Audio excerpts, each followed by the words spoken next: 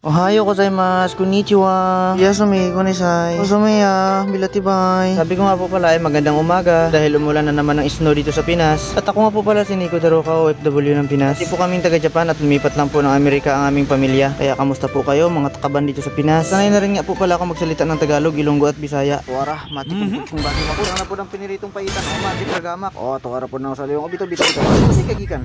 Kwarto. Matik, nagpalpalang di ka. Maayo. Siyempre, humalagyak ko na. Li ginad may sa panahon kung okay ba. Unat-unat sa itong mga kusog ba. Ay, sa totoo lang mga boss, sobrang hirap talaga dito maging OFW sa Pinas. Maaga akong nagising mga boss kasi nga papasok din ako ng maga ngayon. Ohayo gozaimasu. Konnichiwa.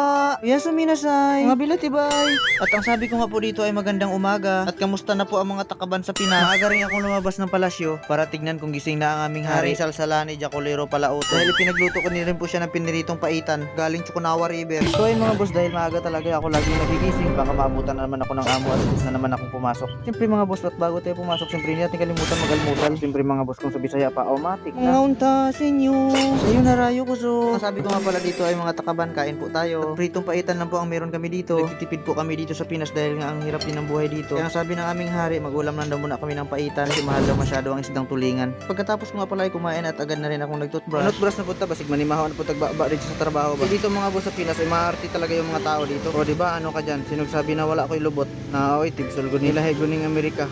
Dumayo lang sa Pinas para maging OFW. OFW hindi PWD. Atay ra, piang man to ay patakara. Tapos di bagyo naman hinuugod rin. Grabe talaga dito sa Pinas mga boss. Lagi lang talaga nagabagyo. Halos madalas na lang nga ang pag-ulan ng snow dito. Dahil sa matinding ulan at init. Bitaw, asa man day kagigan?